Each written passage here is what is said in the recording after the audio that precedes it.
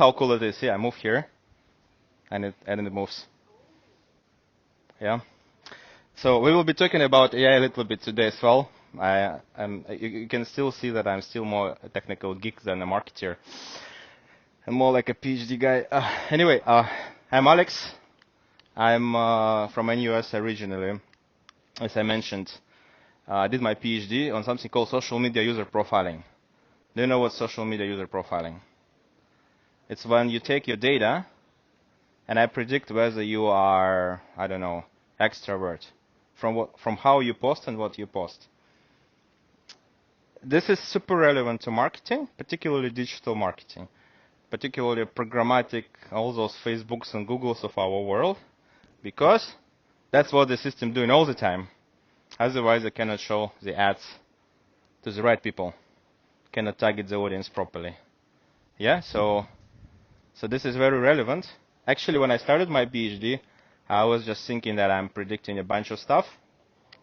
But then apparently this all moved into digital advertising space for this reason, because at that time those systems were still also developing very fast. At the time we didn't have AI. We thought that's called machine learning.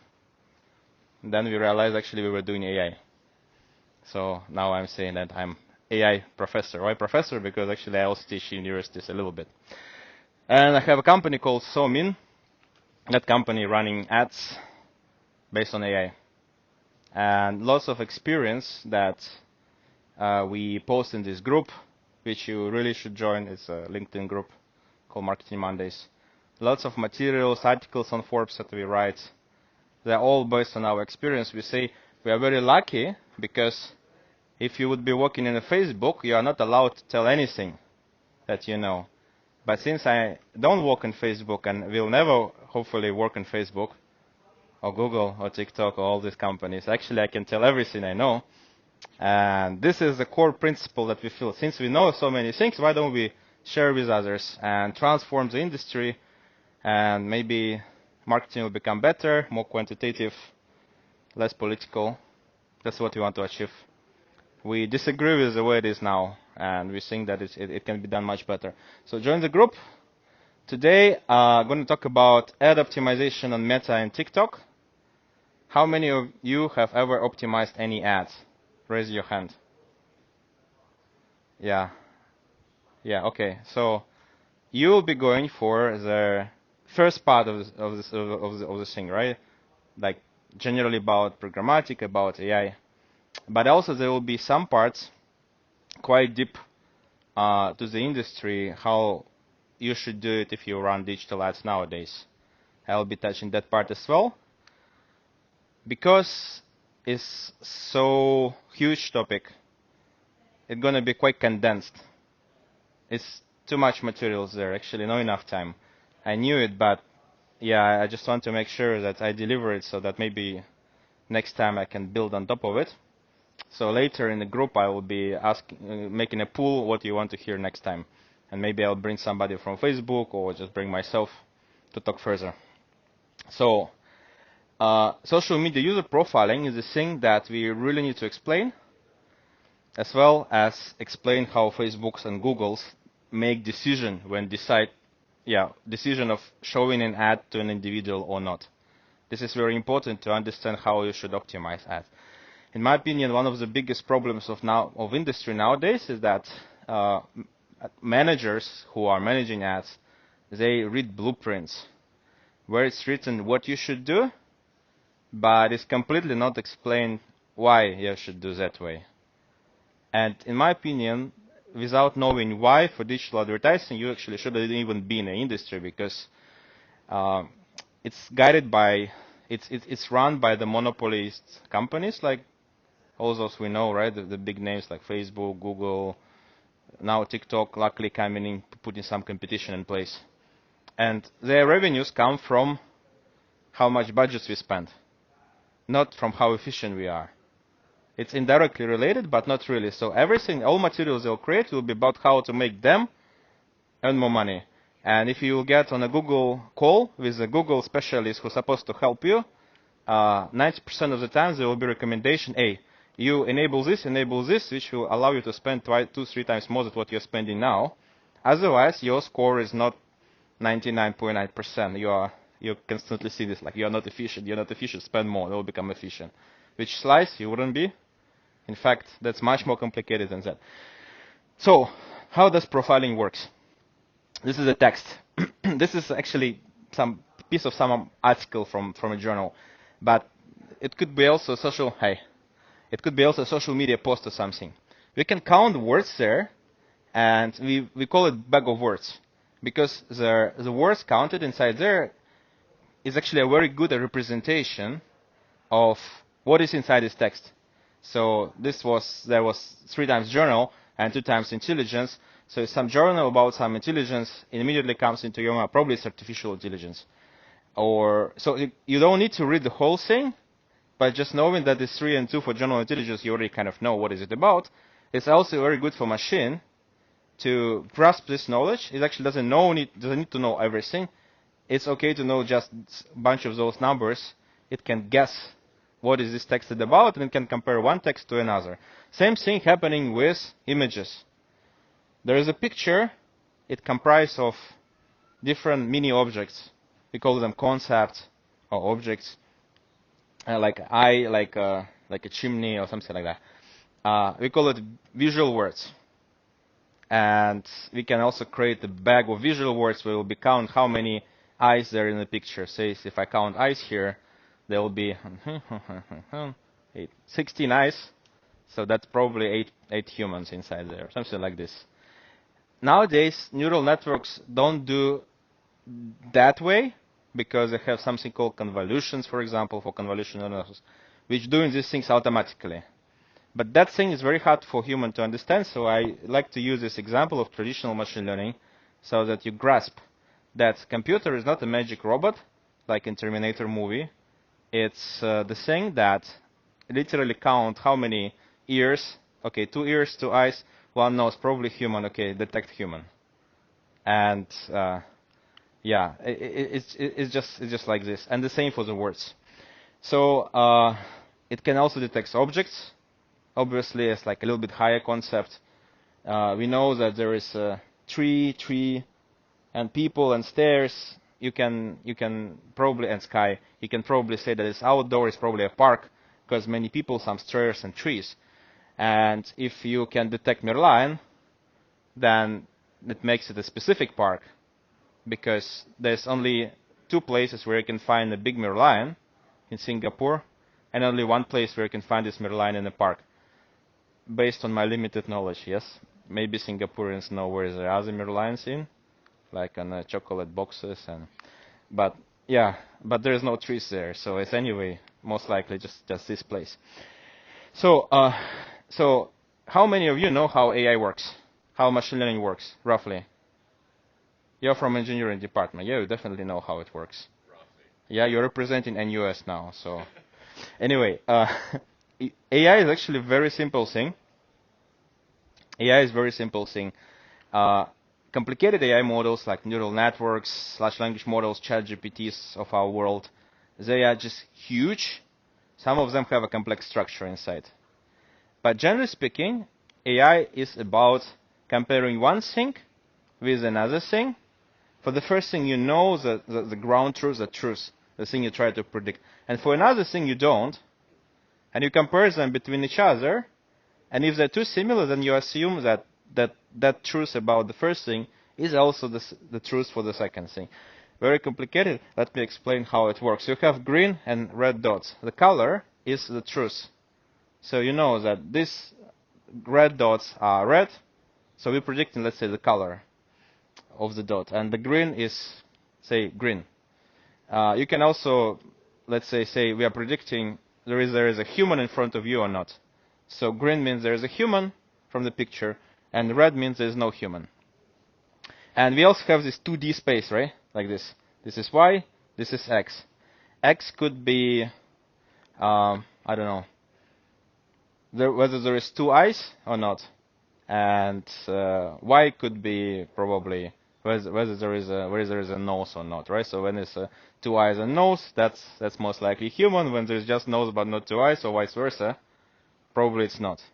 Then you have a third point, additional point that you don't know whether it's human or not. but you know that this point have two eyes and something that looks like a nose. So you will compare the nearest neighbors around it, and this thing is quite close to all these points, and all these points are humans. So then we'll make a decision that this point is also human. And then this point will participate in next prediction. That's why this simple algorithm is AI in all means, because it's not just predict things that you didn't know before, but it also learns on the way. Of course, given that there is somebody kind of approved that this is indeed a human, because if it's not, then it will be learning wrongly and maybe all goes through the roof. Very simple. Similar algorithms are working under the hood of Facebook and Google to predict different type of objects. And there's a lot of different objects that they can predict. Actually, there are tens of thousands of these objects that are continuously predicted. So for human, it's obvious that this is a classroom and lecture participants.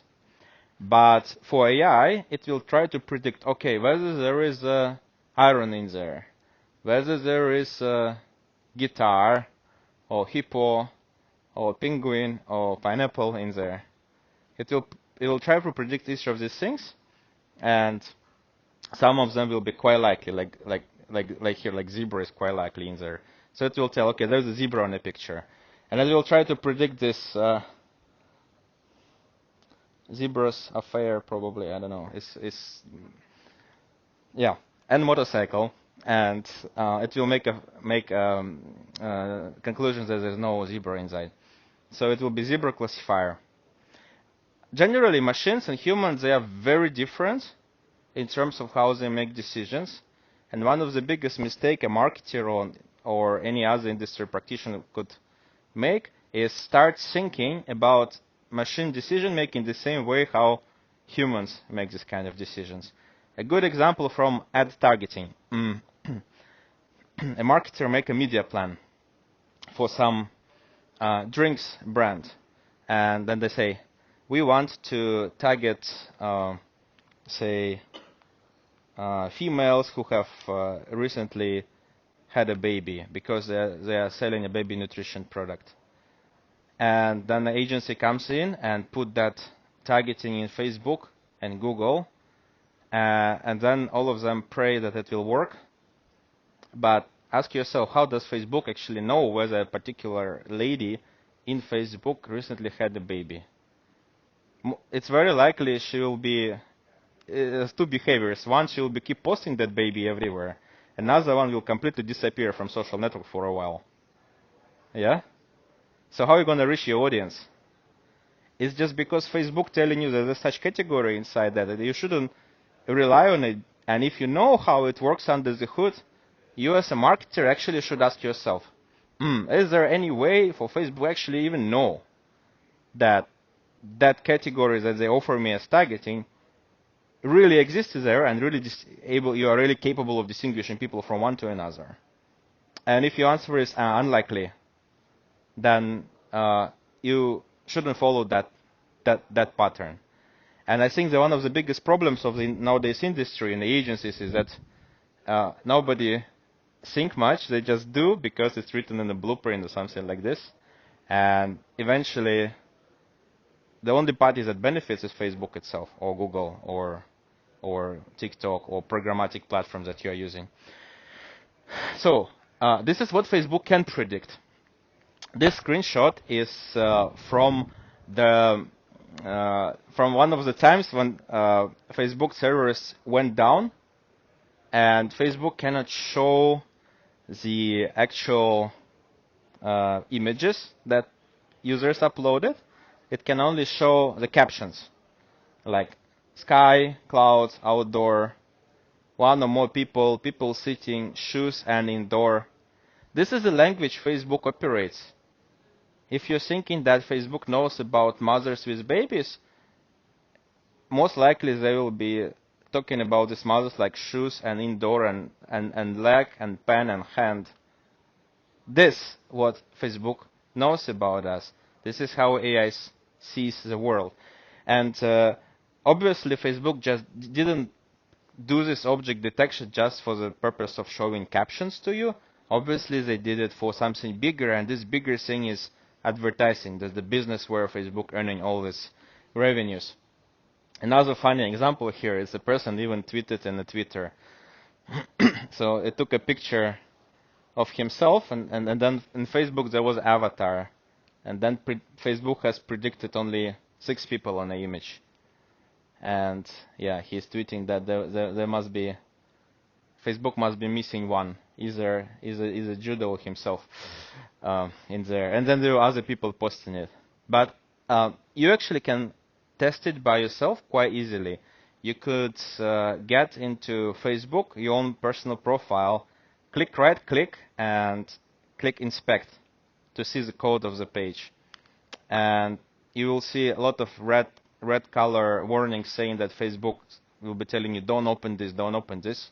This is if somebody teaches you to open this, close it immediately. But if you ignore that and just search for may contain, like this, image may contain, you actually will see what exactly Facebook have predicted about the content that you or your friend have just posted. And that exact thing will be later used to target ads to you. And another thing you can do is you can go to your Facebook security and privacy setting, to the advertising tab. And when you open this tab, you will see all the interests that mapped to your profile on Facebook. So you will know exactly what Facebook thinks about you. In my case, it was Thermomix. Thermomix is and that was like it's a machine. It's like a very complicated robot machine for cooking. So my wife bought it, and then that interest was assembled to my profile.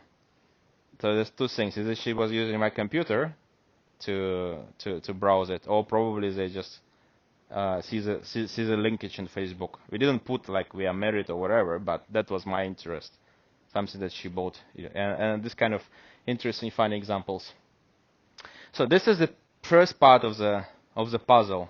There is a second part of it, which is about how Facebook decides every time who to show the ad and who not to show the ad. This is very interesting, because here is another part where AI is heavily participating. So this is a persona that was used by Citibank for performance ads, for selling credit cards and personal loans. Actually, this persona was generated by AI based on the campaign performance, but this is really a different topic. So just assume that this is the persona they want to generate. So we got Michael, who is 40 years old, tech enthusiast, some targeting that we set up inside the platform, like this. And we have a model inside Facebook and Google that is capable of predicting the clicks, whether the person will click or not. So there will be similar machine learning model that we just earlier discussed. Green means click, red means don't click. And we get a new type of person browsing internet. So Facebook is predicting, given this content, this type of targeting is likely to click or not likely to click.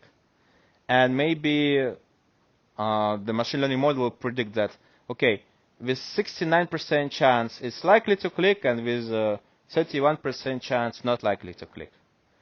And then it will be showing the ad to this guy, the one that is browsing phone right now, because Facebook estimated likelihood of clicking by this person is pretty high. And then we take another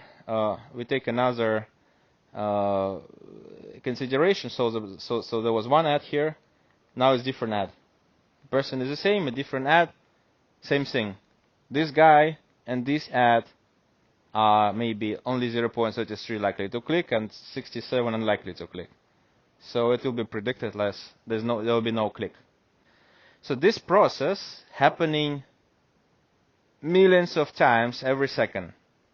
This is super complicated, demanded thing that runs on our profile and the content that is currently advertised, every single moment when we open, let's say, Facebook or TikTok, and browsing the content inside there, right?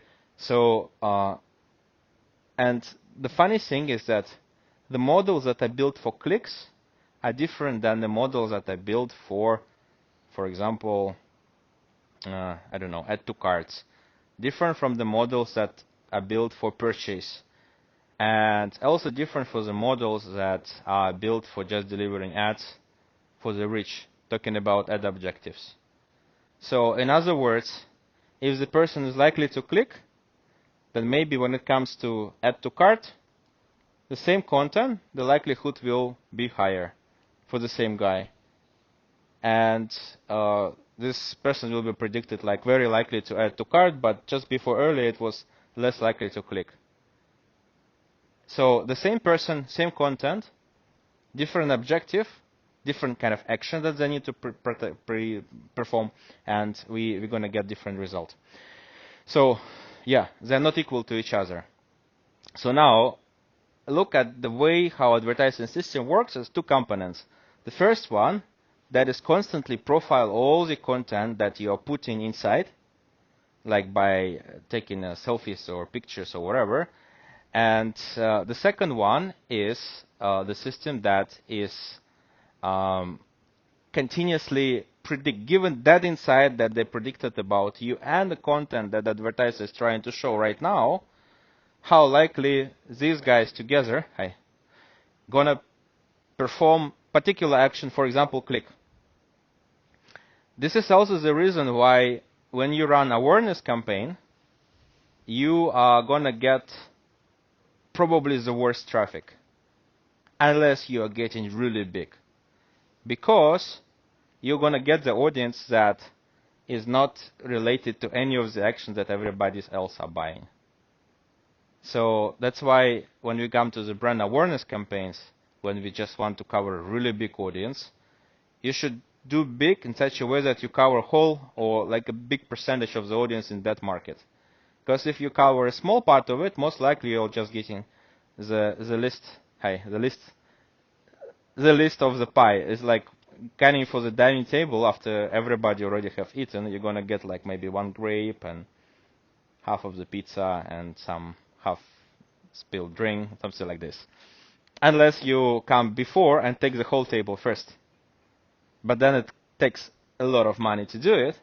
So one of the most stupid things is for the small brand to run awareness campaigns. And big brands are doing well because they're just buying everything. And yeah, small brands should actually focus on those low funnel actions like this one, or even lower, in case the product even sellable on digital. Because sometimes machine learning models just don't have enough cases of selling your product, will be predicting things randomly. That's why ads don't work very often, because model is just not even trained to predict how to sell the product that you're trying to sell, let's say on Facebook. So it will be just showing it to random people. You're going to get random results, probably no results. Is it too complicated, or it's okay? Especially for those, yeah, you're representing in US, no problem for you, right? Any questions, guys? No? No? It's super clear. Yeah, I'm either a very good presenter or it's just completely too difficult. But anyway, so in advertising, we have multiple factors that affect the ad costs. This one is like a basic thing. If you don't know anything about ads, listen this part and you will become a pro. You can pass the interviews in Singapore at least. So there is a target audience. The target audience is, of course, defined by that profiling technology. The objective, that one is just a previous chapter. Yeah, what kind of action is profiled by what kind of persona match. Then we have a budget. Budget, actually, I'm going to talk another time, because this concept is quite complicated by itself. When you increase the budget, are you going to get more expensive results or less expensive results? Oh, why? Or you get more audience, but you you're gonna get more results as well. So per result, will it be more expensive or less expensive, or same? That's the thing. No, it will be almost 100% more expensive, and it boils back to this. Just quickly, let me explain you. So when you have a little budget, Facebook will be giving you very high chance customers that tend to do this action. But when you're going to spend more, Facebook will start tolerating maybe not 0.73, but 0.66, okay, 0.5, still okay. You're going to spend so much money. I give you all. Like very good cherries, but also a bit rotten ones, and some really bad ones. I'm going to give all to you since you're willing to spend so much. Yeah? So that's why the budget is a super important factor, because budget, in fact, the tolerance threshold for the advertising system to, what level of tolerance should I have in order to give you a good traffic or bad traffic or okay traffic. And another is a competition, because obviously if the more people competing at the same time, we are going to have more expensive cost of buying ads overall. Doesn't matter of the quality of the audience. When you choose related to competition, ad placement is where you show your ad, and relevance. Relevant is a mythical thing that Facebook predicts. You can only affect it. You cannot really do too much. If Facebook decided that something is not relevant, then sorry, it'll be expensive anyway. So this part, I think, pretty clear to everyone. So I'll just go one by one. I explained the targeting audience and objective. Competition just now I explained as well. So we have probably 3 marketers all trying to advertise this food brand, maybe McDonald's, I don't know. One to spend $1, another one to spend $2, third one to spend $3. So the ad will be shown to this to the audience that the third guy have defined. Like the ad would be shown according to what this person has defined in the content and everywhere else, because he's willing to pay more than other two. At the price of $2 plus 0.01 or something like that, just a little bit higher than the second next lower bid. So when you choose to advertise, it's quite important. Yeah. So at certain times of the day, people are sitting in the office, supposedly work hard, so they don't check Facebook. Then they go home, and in a train they start checking. So become more people available for impressions. So they start showing. So the audience, the supply become bigger. Sometimes also more advertisers start fight for it, then the price get higher. But sometimes bigger supply, but same number of advertisers actually become cheaper because there will be more audience available. The placements where you show, different formats and this scoring thing. So what Facebook, this is taken from one of the tutorials by Facebook itself. So there's 3 ads. First, targeted to men and women from 18 to 34, and like everyone. The second one only targeted to women, and the score from 2 become 5. So it's like much better relevant score. And then the third case to women and healthy interested in fashion. So so supposedly to be even higher score. But then you also ask yourself, how does Facebook know that particular woman is interested in fashion? Am I taking my selfies with my bag all the time? Some people do, but those people probably already choose the right bag for themselves. Most important thing is to get the audience that haven't chosen the bag and can be affected by our ad, right? Those impulsive buyers. But those impulsive buyers don't have anything about fashion in their content, most likely. So rather, how does Facebook know about it? Maybe because they visit some shops, like internet shops, because Facebook have its pixel installed in there. Maybe not. There was one funny case when our company was advertising diaper brand Huggies, and it converted, I think, about 1.5 more mummies with a twice cheaper cost per result by targeting inflatable boats. Those boats you do for fishing. So those experienced marketers, can you tell me how can inflatable boat targeting convert mothers who got a baby for selling them diapers. The fishing boat. Tell me how. That is one of their versions. Another version is that the fathers get so sick of newborn, so they, you know, like those whiskey case, right? Like whiskeys and diapers come together. So here's like a fishing boat. In fact, this is one of the most ridiculous examples I've met. The reason is because Facebook has confused boats with the diapers when doing the object detection. And the more funny thing that our system also confused. So it has included into the A/B test, and then suddenly it was selling so well for 1.5 months, and then after that Facebook updated all the interests and it stopped. So how does this relate it to all those big board planning sessions of big brands for the whole year, what kind of persona we should target? No related at all. And I have faced lots of businesses that spend maybe more than $1 million per month on ads, and what they sell is an app that predicts, like some astrology app. And the interest that was working for them for half a year was called newlywed and like just married. And another one was a dog food. So by targeting dog food, you could sell an app that predicts your future in astrology. And then they're spending about $1 million per month on it in the US market. And I'm witnessing this. And then I come maybe in Singapore or in Taiwan, and then they're spending maybe $10,000, and then they're all sitting together and say, like, how shall we spend it? What shall we do? So I think in digital advertising, the mindset is actually the biggest issue, because humans tend to think about ads, about robots as about themselves, but actually they should clearly separate and understand how robots work. Then they will become much more efficient. So this is a practical thing from the way we kind of learn what you should look at when you're optimizing ads.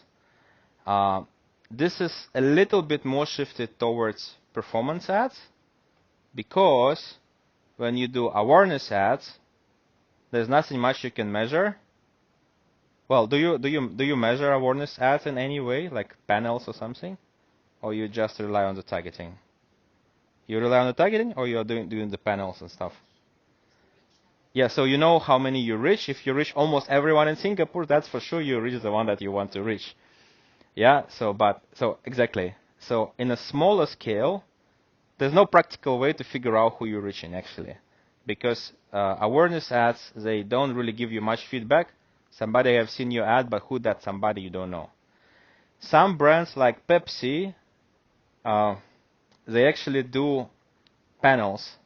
They're trying to overlap how many people of my audience are actual my audience, so they run a huge panels of thousands of people asking them, hey, did you see that ad?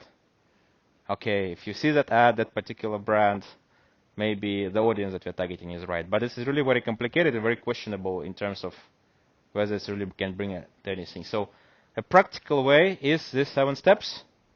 So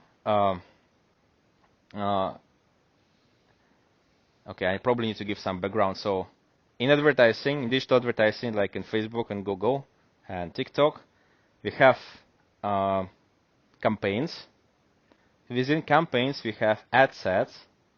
Ad sets usually responsible for actually many things, but say targeting. Then we have ads within ad sets. Ads are responsible for the creative, how it will look like. One ad set could have many ads. One campaign can have many ad sets. So it's a tree structure. And one ad account can have many campaigns running at the same time. So what's really recommended is to look at the ads at 3 levels. An ad set level, long term, an ad set level, short term, and also at the ad creative level. So this is TikTok. This is ad group level. So you can see a little bit whiter background, so otherwise people would fall asleep. Thanks to TikTok. So here is 351 ad groups, many ad groups running at the same time. This is a little bit not conventional. Usually marketers run like 1 or 2 or 5. This one runs 351 at the same time, like really many. That's for a reason, because you should test a lot in order to be efficient. You cannot just rely on 1 or 2. But this is an example of a long-term optimization. When you see the results are from June all the way to November, or maybe just 1 month of the performance in the past.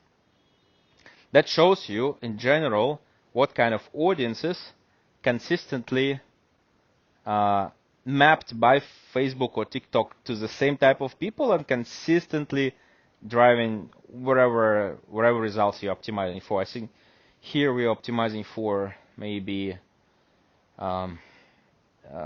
purchase on the website. Yeah, so some of these audiences never deliver any purchase, some of them deliver. Okay, good way to look at them. But you also want to look at the same time on their last, say, week or even last few days. Because the systems like TikTok, for example, they're actually updating all the interests, all the profilings that I explained in the beginning every 2 weeks, or even more often. Same for Facebook. So say today I'm interested in Thermomix.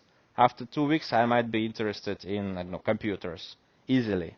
So a big mistake would be assume that if some audience work for you now, it will work for you later for all campaigns from throughout the funnel. Especially for performance campaigns. It's just when you run rich campaigns to exactly the same audience all the time, you wouldn't notice that you are mismatching. But when you are running performance campaigns for the same audience all the time, you'll immediately notice, because after a few weeks maybe your results become really bad and you don't know what. Did you face this? Like results are really good. I mean, I'm not sure. Do you run any performance campaigns? You don't, I think, right? Yeah, so you go all the way, results is good, everybody happy, then suddenly, I don't know, after Black Friday, everything is terrible. And nobody knows what to do with it, and you go to the agency and say, do something with it, and then like, we are trying hard. But that's what they can try, because they set up a lookalike audience. They're going to just run the same. There's a very limited number of techniques that you can do, and Facebook, TikTok, they continuously reduce it. They want to do everything automated. They want to fully control it. And this is an unfortunate trend. They don't really want to even give us a chance to affect anything. They just want, to control everything by themselves. So it's a good idea to look at broad, long-term, and also at a short-term. And then you also want to look at your ads. Because within one ad group, within one ad set, you could actually have some really well-performing ads and not performing ads. And the most funny thing is that, for example, this video works very well for, let's say, newlywed, and that exact same video might completely don't work for the pet's food, and vice versa.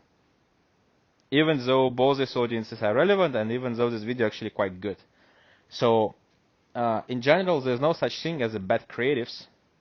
I mean, there are bad creatives, but you cannot ultimately say that this content is bad or good. There's always some targeting for some content that will make it work. In fact, big brands like Reassured, for example, there's a recent quote, the biggest insurance broker in UK, they told me, actually we noticed that the most shitty creatives always work the best. You just have to you just have to test them enough with enough audiences, enough funnels, and all these kind of things. This is another kind of, it goes against creative marketing. It goes against, brand managing as we used to know about it. It also goes against how we used to run those TV ads and everything. Because there is emphasis on creative, and the story is very big, and it's extremely important. I think it's really undervalued nowadays in the world of digital marketing. But the problem is that all these ads are now run by machines, and machines really are living in a very different world. So looking at it at 3 levels is very important. You need to also assess the ads. So this is an easy one. I think this everybody knows. So when you look at a campaign, you need to look maybe for the last 3 days and compare those results to the KPIs, or maybe even to your own average results. If you see that there's some ad set that is more expensive your average results, like those indicated in the red here, you can switch them off. Or maybe if you are running something called manual bidding and cost cap. Sorry guys, this is something really become quite deep in advertising. But generally speaking, you want to switch off or reduce the bid, or switch on and increase the bid every time when you are doing better than your current average. Generally speaking, KPIs also, I mean, they're good to have, but they're unfair. Because when, let's say, an agency set with a KPI, and then suddenly auction change everywhere, then nobody in the world, including Facebook itself, can make the price be as cheap as a KPI, and vice versa. In some other time, some other months, actually I have some agencies was telling me, can we make results a little bit more expensive? Because if we'll make them that cheap, then the next year my brand will come to me and ask me to lower the KPI, which I don't want. So this kind of things are happening, and they're extremely stupid, because the world is living in this KPI kind of system, and the KPI system are set up by marketers that are not Facebook, and actually it's Facebook decide everything and the competition. So it's always very good to optimize it as cheap and as big as you can. That would mean that you are going to look at your own average results and optimize. Here you can see it's less like 70 ad sets at the same time. So then you can also go on the ad level. So here some ad sets are pretty bad, right? Like for example, this one is at 170, at 208, whatever. They are more expensive than average. But sometimes within ad set, like this one is considered to be bad ad set. There are some ads. You can see there's 5 ads here. One of them is generating all 3 results that this ad set generated, and then the rest didn't generate anything. And the funny thing is that the first, second, and third ad are exactly the same image and exactly the same content. So can anybody tell me why 3 exactly the same ads, one generates 3 results, and other 2 didn't generate anything? Targeting is also the same. Unexplainable. Based on the blueprint, all of them should have each one. The reason is also related to technology, because every time Facebook spins a new ad, they are randomizing what kind of audience is gonna receive, gonna see this creative. So the first 2 are unlucky, and the third one is a lucky one, really, because it's randomized. I'm just wondering, like, I'm doing a business, let's say, with a Hewlett-Packard, and I come to them and I say, so guys, first 2 are unlucky and the third one is lucky. They're gonna kill me on the spot. But this is what it is. I mean, it really works this way, because they're exactly the same, but the third one receives all their performance. This is the reliance of us on the technology, on the algorithms, how work behind, and we have to accept it. The other 2, they are different. So maybe this creative is really worse than these 3. But these 3 are the same. And it really makes sense. If you have a bad ad set, you look inside the ads, maybe there will be one ad that's performing very well, just switch off the rest and keep it. I think this is like important thing that we also learn over time. You need to look at the weekly and the performance considerations. You can actually see that if the ad was performing well for the first 5 days, for example, or highlighted in green, and then it was not performing for the last 2 days, you probably still want to keep it running. Sometimes some brand managers come and say, oh, it doesn't work for the last 2 days, switch it off. But actually, when you evaluate your performance, you should look like 3 days, maybe 5 days, 7 days, 2 weeks, 1 month, half a year.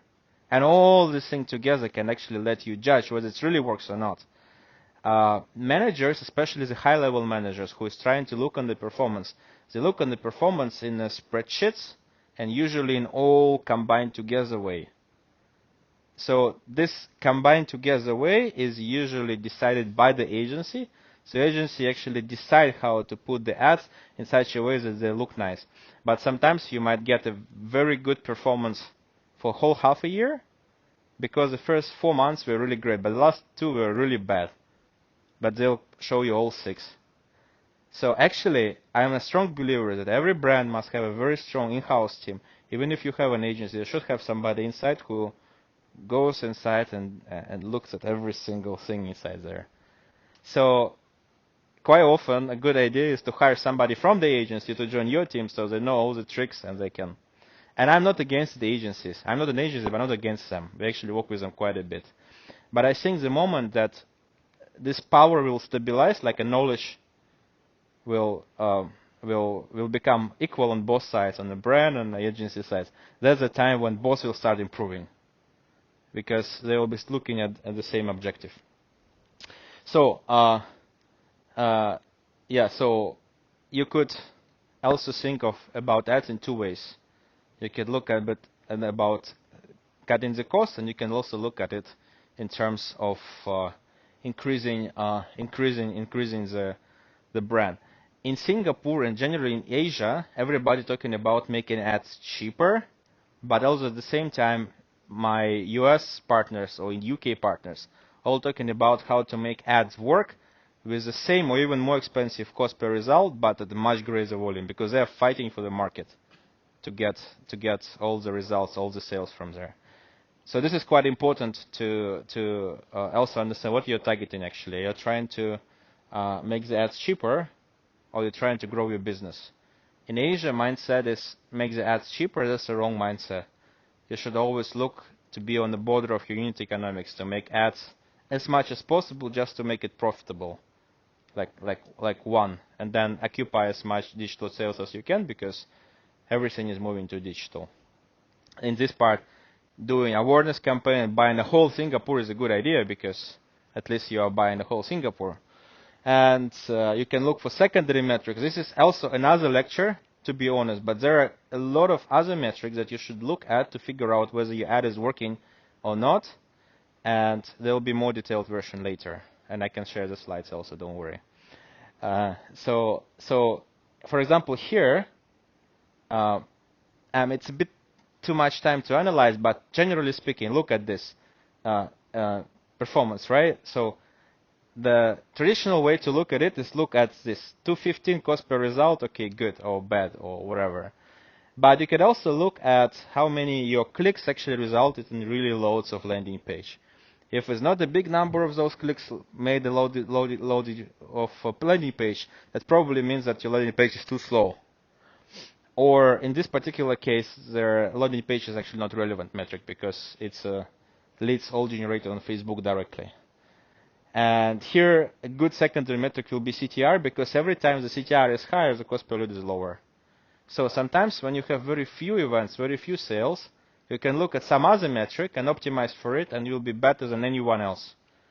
Because you can pray, or you can look at other metrics and really figure out in such a way that there's a lot of relationship between them. So there are many metrics. Rich metric is how many people you are showing your ads to. Rich is very important to evaluate whether you are big enough in showing your campaigns, and I think big brands are quite deep into rich metric, particularly to make sure that the brand have a good recall, and some people even look at net promotion score or whatever.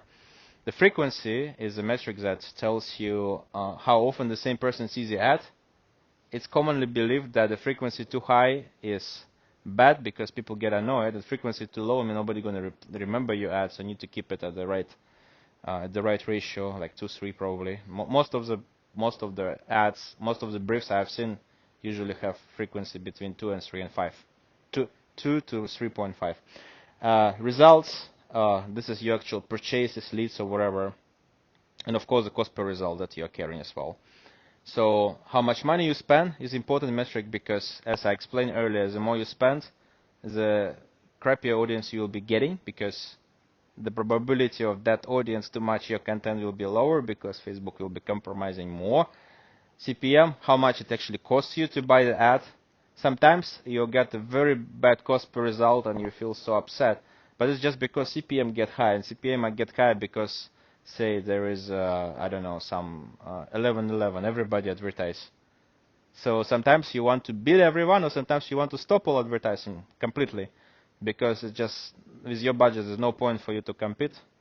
So another bad idea would be to keep running your campaign always the same way. good advertisers change budgets a lot from month to month and continuously monitor them because they are this result-driven. Click-through rate, how attractive your creative is usually, or also a sign of ad fatigue. Like when people get tired of you, CTR will drop and frequency will increase. Usually they're interrelated. And conversion rate from clicks to landing page view indicate if it drops, indicates the landing page view is not working properly. And you can also have conversion rate from clicks to result, so from clicks to purchase. It could be very high CTR, very attractive promo, but then people never purchase. It could be that on the website it's just too hard to purchase from you, or maybe you were lying a little bit on your ad, or something like this, like your landing page doesn't convert. So actually, it's a very simple rule. If this thing, like conversion rate from clicks to result, is not working well, that means go figure out your landing page and offer, especially the product.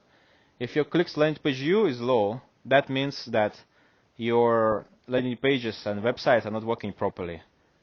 And if your CTR is bad, then you go get your creative agency to do a better job. And if your CPM is bad, that means that it's too competitive. You need to really adjust your strategy, whether you want to advertise now and to which extent. And that would define how much money you're going to spend, and that will define your cost per result. And for awareness, it will be reach and frequency. It's actually not a rocket science.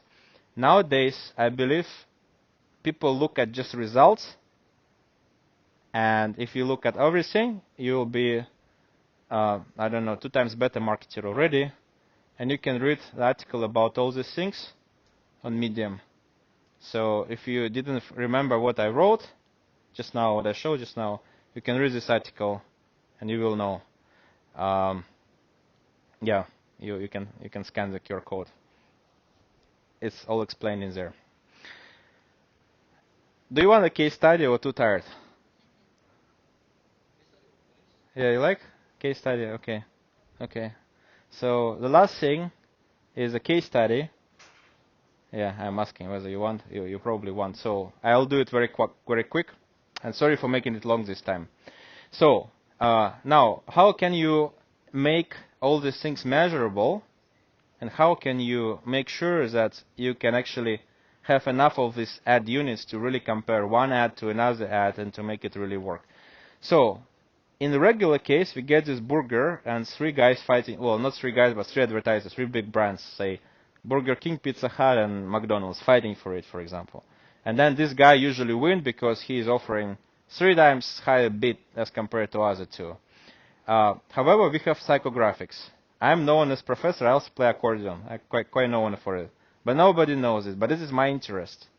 So if we can detect the psychographics of the people, that's one approach of diversifying our targeting. Then we can do a much better job, because for this top guy who only have $1, not as rich as this one, he might don't target the burger, but maybe target pastry, which is equally relevant and equally can be found by machine. That, yeah, maybe people who eat too much of pastry, they probably will go eat burgers as well, and vice versa. This kind of things. And if you manage to find it, you can indirectly advertise to people, just like inflatable boats and diapers. Similar thing. Just that one is because of mistake. This one is a real co-occurring interest of people. And you can gonna get a lot of these things on Facebook and TikTok, and those things are actually all related in those things that TikTok and Facebook also predict about us. Did you know that on Facebook there are 30,000 different interests? How come we're only targeting 100? Where is the rest 29,900? Nobody targeting them. You actually can buy those audiences much cheaper. For this approach helped us to buy PNG audiences through auction cheaper than reach and frequency buying. Reach and frequency, for your information, is kind of a direct deal between the big brands and Facebook. They say, I can sell you my audience at this price. Then by using these psychographics, you can buy it cheaper. So you're kind of doing better than Facebook itself on Facebook, in a sense. But of course, it's just because you're not considering all the rest of the revenue factors of Facebook. You're just taking care of yourself. So want this burger that everybody targets is not equal to a lot of different other things and psychographics that you can target actually to get this or other audiences cheaper, and this is called long tail targeting.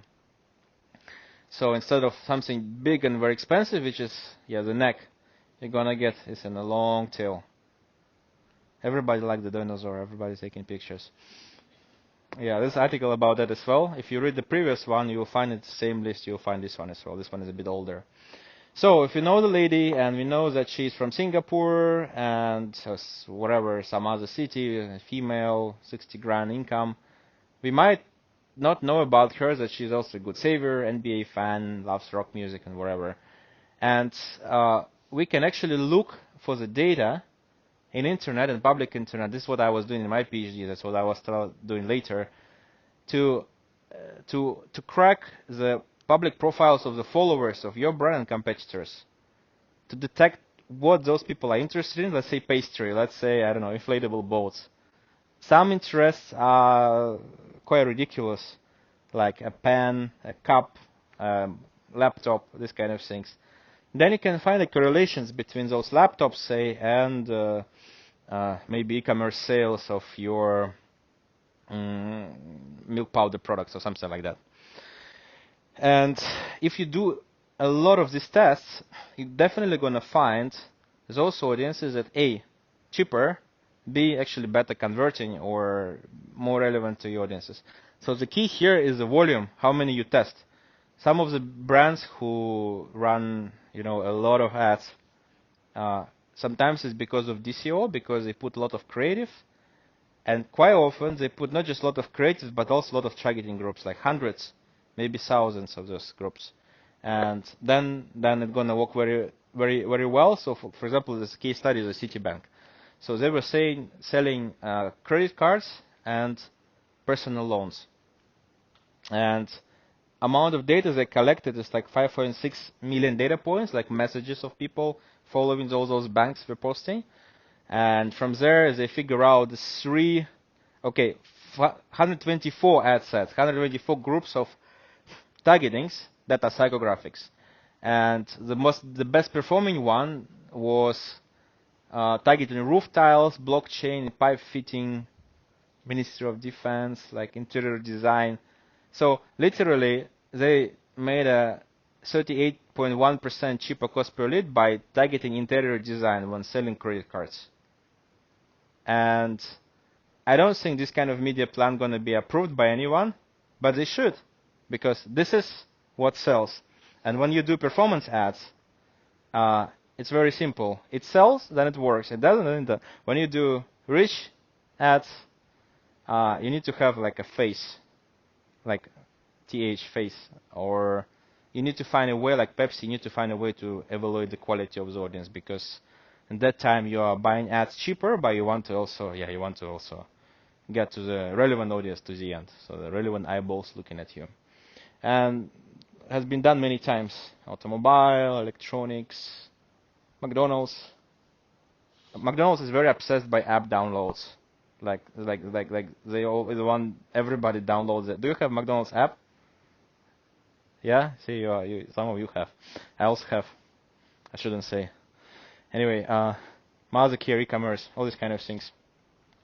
So I think, I think what is important nowadays is to understand how these ads are working from within, and if you get a couple of scientists, or if you train your in-house team to really look into their whys, then applying those principles will allow you to do a much better job and actually guiding your agency or your own advertising efforts. Just always ask yourself why, and the answer shouldn't be because it's written in the blueprint. And then you'll be doing much better advertising. That's what we believe in. This is a free tool we developed. It's for monitoring somebody else's ads. It's for brand managers, for monitoring competition, to look at what kind of ads everybody running, how well they work, and why. It even draws some heat maps telling you why these ads are working. Why we build it? Because we feel, okay, Facebook is predicting what works and what doesn't work in order to decide whether to show or not to show. Why us, being computer scientists, doing the same thing for the marketers? Yeah, we're deploying it in end of Q1. TikTok doesn't have a very open ad library. It has, but it's limited. So we put Facebook and Google first, and then LinkedIn and TikTok. And this is the cool stuff. So this is called Soda. Don't ask me why. It's our head of product want to call it Soda, but it's like some digital assistant, whatever. So what this can do, it can generate the full report of all your competitors' communication in terms of audiences, in terms of brand persona and pain points, automatically in 30 seconds. So last time, like you were getting agency to generate it for you in a few weeks, and now it tells you exactly what your competitors are doing now, how well they're doing it, and what exactly you should improve in your content and strategy and communication and stuff to beat them. So we are using large language models for this. We believe, and this is by the way confirmed by Sam Altman because I talked with him when he was in Singapore, that large language models is not about generating some funny stuff and generating content. Large language models is about understanding the data and explaining that data fast to such a way that even not very data savvy people and not analytical people could just get the insights. So we build this thing called Soda to really understand all competitor landscape and know how to beat them, how to stay ahead of them, without even human involved, because once a human is involved, there's too many mistakes, we don't like it. So we make it humanless, at least for this simple and annoying things like report generation and competitor monitoring. So thanks guys. This tool, you can play with it, it's free. You can just register. And I hope you can eat the pizza and stay beyond. I think one of the really great parts of this event is that marketers they can catch up with each other and talk more about their problems. And join the LinkedIn group and come next time. Every time we get something that you will probably never gonna learn anywhere else because these things are not discussed. We like to discuss things that are not discussed. Thanks. Any questions? You guys have any questions? Have you heard about this stuff anywhere? Like which parts were new and which parts you haven't heard about before? For those who went to any digital marketing lectures, of course.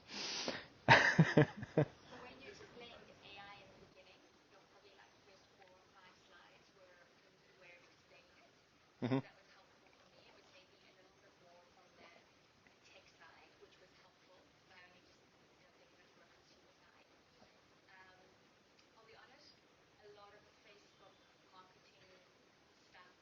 Mm-hmm.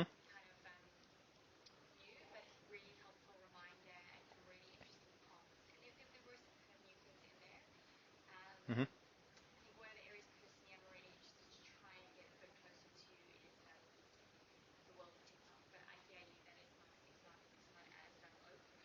Yeah.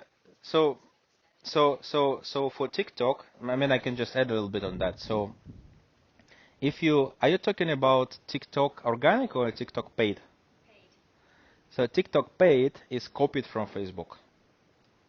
They have, I mean, I'm not sure whether I can say that, but they have literally hunted half of the Facebook team in Singapore and in those development and just copied it. So we were very excited because our business were all about running ads on Facebook, but we just exactly duplicated all the code for TikTok, and it worked so well. It actually worked better than TikTok, better than Facebook.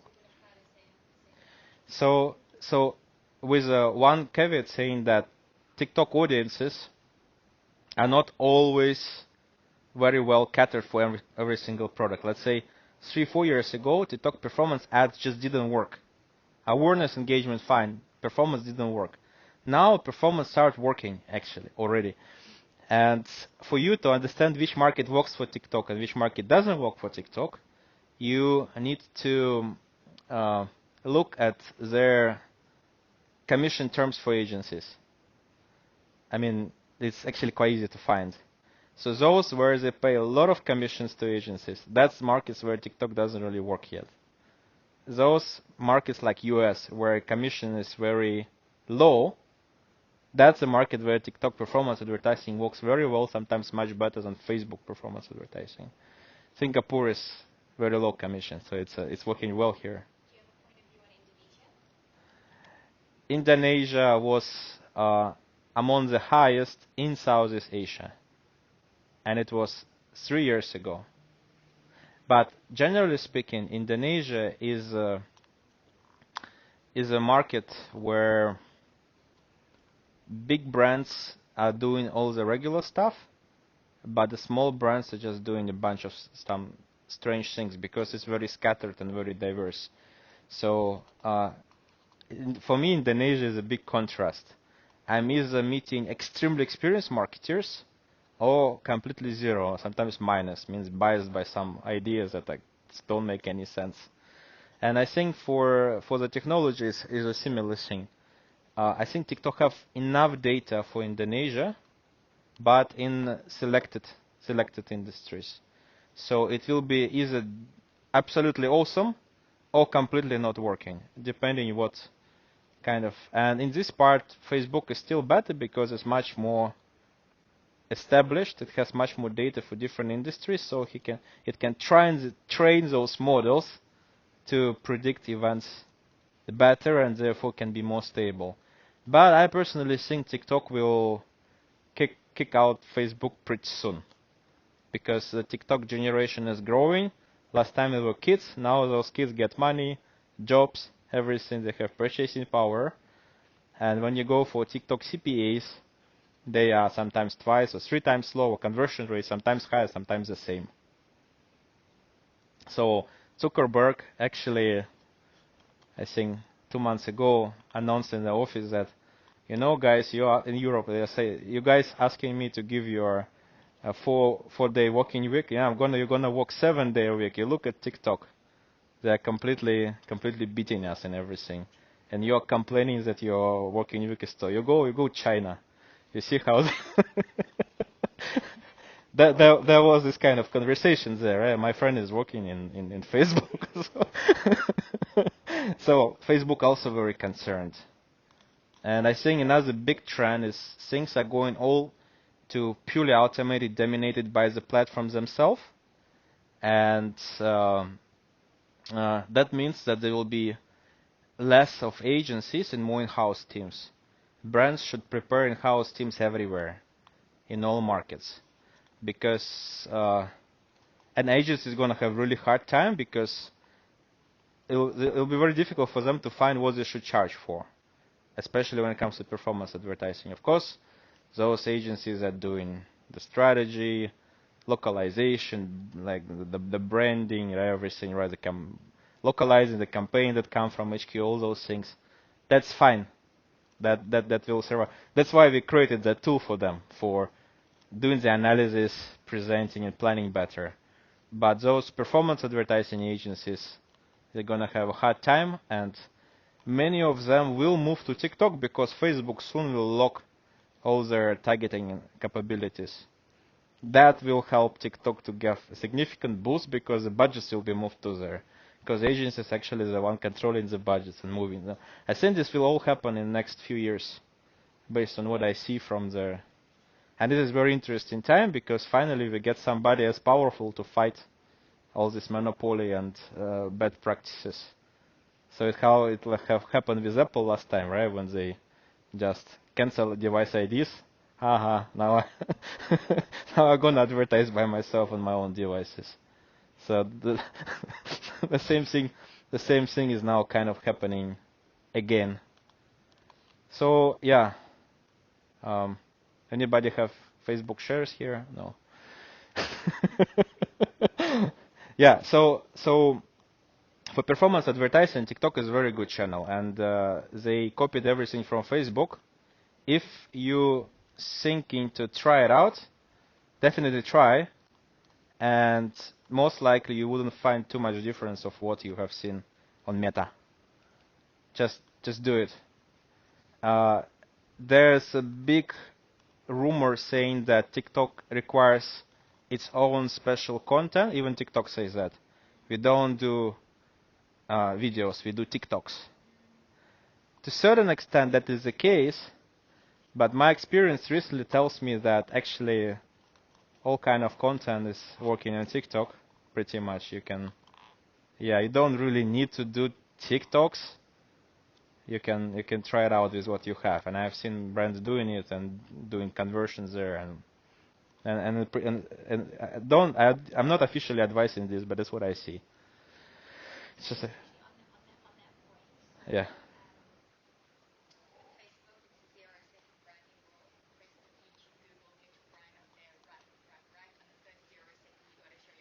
Yep.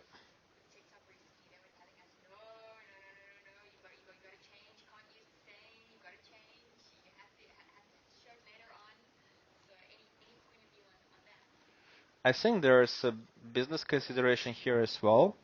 The moment that you turn your machine into towards TikTok, you're gonna invest in the content in there. First of all, it will work better. Second, the channel will become more sticky.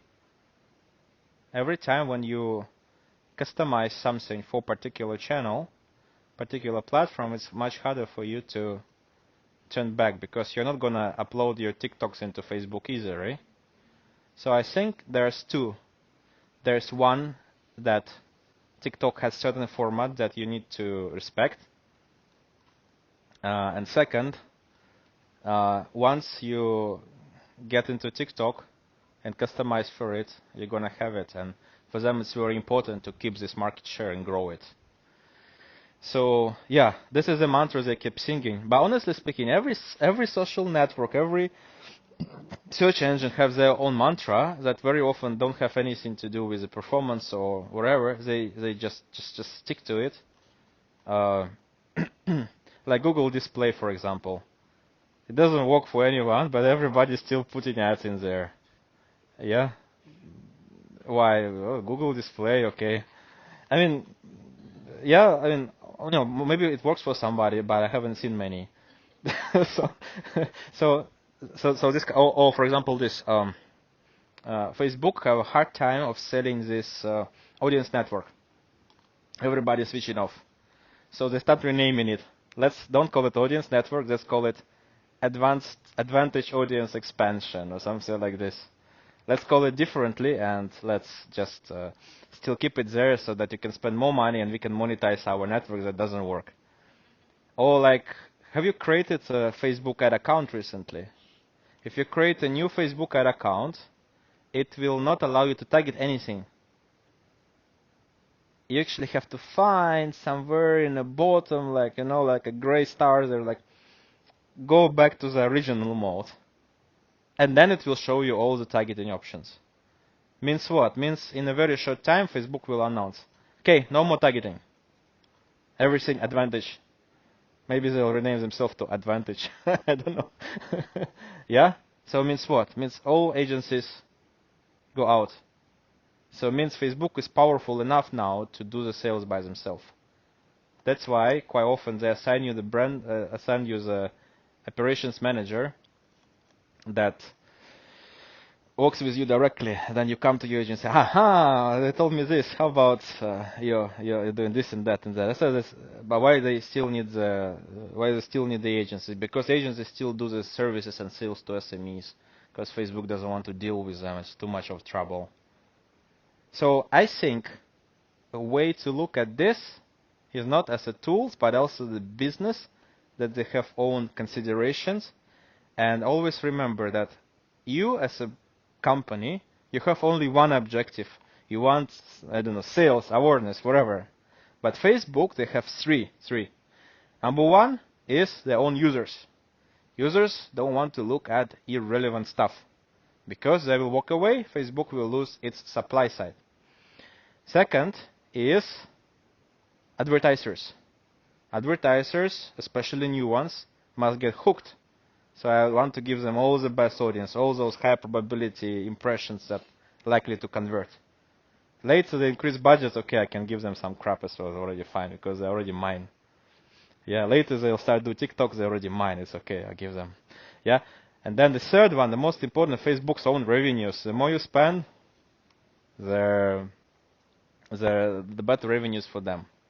So, which means what? Which means before any of them will change the business model that organically benefit the advertiser, there's not going to be any unbiased suggestion from their side. Everything they say will be biased. And agencies who is working with them will also be giving you all the biased advice, because unfortunately most of the agencies also somehow related to either minimum spend and retainer or direct commission. And what it means? It means that this whole industry is going in the wrong direction, because there's nothing organic and natural. Everything is half-truth. And that boils back to why we started this. We are doing small, not too many people here, which is good. The good part of it that we can discuss the actual thing that's happening, and we can improve our marketing. There was a conference last year. Last thing is, there was a conference last year. It's a computer science conference. Because I'm AI professor, I still go in there, publish papers and stuff. So I did a talk about ethics of AI. And I did a talk about ethics of AI in Facebook. And there was a guy in front of me sitting, listening to my talk, and it's on internet, it's available. And he was asking questions, and he was asking super detailed questions, like questions I've never received from anyone. I was curious, so who you are? Why are you asking me? How can you ask me all these questions? And he's like, oh, I'm a head of organic output for all Facebook Global. I live in San Francisco, and I'm in charge of the whole wall that Facebook users see. And I say, okay, and you tell me, out of everything I said during this talk, which part I lie, which part is wrong? And actually I was talking about all those things just a bit condensed way. And he's like, no, all correct, but I guess it's a public knowledge. But if it is a public knowledge, how come 99.9% marketers, or maybe 90%, I don't know, have no clue? And that means because the message that comes from Facebook is different from what we are talking about. Because that is directly related to the business, which is somehow contradictory to the performance of all advertising that you run. So before those businesses will pivot towards being aligned with you in your goals, we will have to have a constant find, which we don't mind. I quite enjoy it. Yeah. Thank you. Thanks. Very nice to meet all of you. Come next time. Join the group. Yeah? You can get my name cards there if you like. Thanks, folks.